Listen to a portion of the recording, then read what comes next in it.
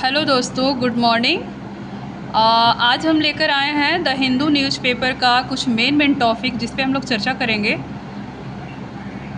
जैसे देखिए, पहला टॉपिक जो हम लिए हैं मुख्य राष्ट्रीय और अंतर्राष्ट्रीय समाचार से। विदेश मंत्री जयशंकर सर जो हैं अमेरिकी विदेश मंत्री से तीखी बातचीत की। भारत के विदेश मंत्री एस जयशंकर सर ने अमेरिकी विदेश मंत्री मार्को रूबियो से फ़ोन पर बातचीत की। इस दौरान उन्होंने खाड़ी क्षेत्र में अमेरिकी नौसेना के हमलों में 3 भारतीय नाविकों के मारे जाने पर भारत की ओर से अत्यंत सख्त विरोध दर्ज कराए हैं।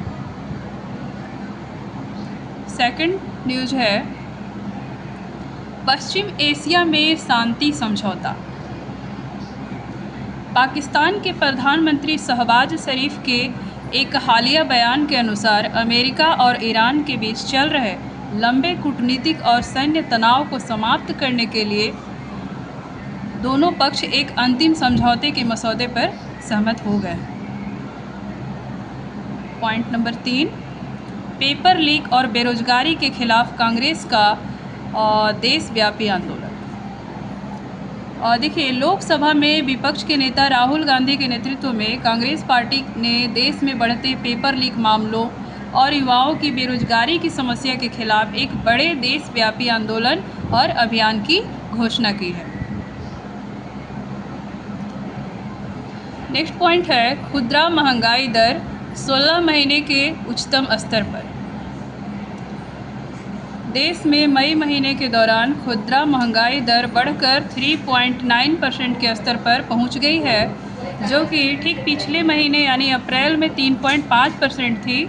यह आंकड़ा पिछले महीने 16 महीनों से सबसे उच्चतम स्तर दर्ज किया गया है। नेक्स्ट पॉइंट है सरकार ने बढ़ाया प्याज का न्यूनतम खरीद मूल्य। सरकार ने देश के किसानों को राहत पहुंचाने और बाज़ार को स्थिर रखने के उद्देश्य से अपने बफर स्टॉक कार्यक्रम के तहत प्याज की खरीद का न्यूनतम मूल्य 15.80 प्रति किलो से बढ़ाकर अब 16.50 प्रति किलो करने का निर्णय लिया है। अब हम लोग आते हैं कुछ संपादकीय विश्लेषण पे। सामरिक गतिरोध।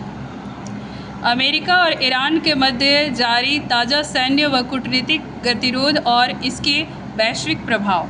देखिए क्या दिया हुआ है, इसका कुछ मुख्य बिंदु पे हम लोग चर्चा कर लेते हैं। समाचार पत्र ने अपने संपादकीय में यह महत्वपूर्ण राय दी है कि यदि अमेरिका चाहता है कि ईरान अंतर्राष्ट्रीय व्यापार के लिए हार्मुज जलडमरू मध्य को पूरी तरह से खुला और सुरक्षित रखे, तो अमेरिका को सबसे पहले ईरान पर लगाए गए कड़े आर्थिक और व्यापारिक प्रतिबंधों को धीरे धीरे हटाना होगा।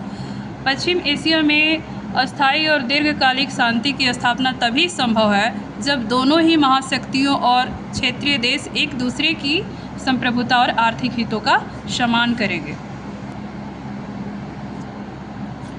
सेकंड पॉइंट है कोयला एक्सचेंजों की आवश्यकता। देश में बिजली और ऊर्जा संकट के अस्थायी समाधान हेतु कोल एक्सचेंज की महत्वपूर्ण भूमिका है।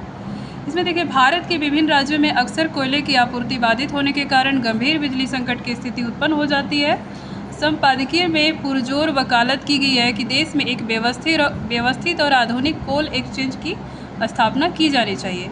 इससे पूरे देश में ऊर्जा की मांग और आपूर्ति को बेहतर ढंग से संतुलित करने और कोयले की खरीद बिक्री की प्रक्रिया को पूरी तरह से पारदर्शी बनाने में अत्यधिक मदद मिलेगी। नेक्स्ट पॉइंट है जो बहुत ही सुर्खियों में है, इसको देखेंगे। केंद्रीय विद्यालयों में संस्कृत शिक्षा। शिक्षा मंत्रालय के एक निर्देशानुसार जब प्रत्येक केंद्रीय विद्यालय में कक्षा 6 और कक्षा 9 के लिए कम से कम एक ऐसा सेक्शन रखना पूरी तरह से अनिवार्य होगा जहां छात्र अपनी तीसरी भाषा के रूप में संस्कृत का अध्ययन कर सके। नेक्स्ट पॉइंट है सुप्रीम कोर्ट की कुछ टिप्पणी। देखिए, माननीय सर्वोच्च न्यायालय ने एक डॉक्टर की पुनरीक्षण याचिका को खारिज करते हुए बेहद महत्वपूर्ण टिप्पणी की। कोर्ट ने कहा कि हालांकि देश के कई हिस्सों में बाल लिंग अनुपात में सुधार देखा गया है, लेकिन आज भी हमारे समाज में बेटे की चाह रखने वाले रूढ़िवादी और पितृसत्तात्मक मानसिकता पूरी तरह से समाप्त नहीं हो पाई है। नेक्स्ट पॉइंट है फीफा वर्ल्ड कप 2026। फुटबॉल विश्व कप के एक रोमांचक मुकाबले में कनाडा की राष्ट्रीय टीम ने बोस्निया के खिलाफ एक से मैच ड्रा खेलकर वर्ल्ड कप के इतिहास में अपना सबसे पहला अंक अर्जित कर एक नया रिकॉर्ड बनाया है। बस आज के लिए इतना ही।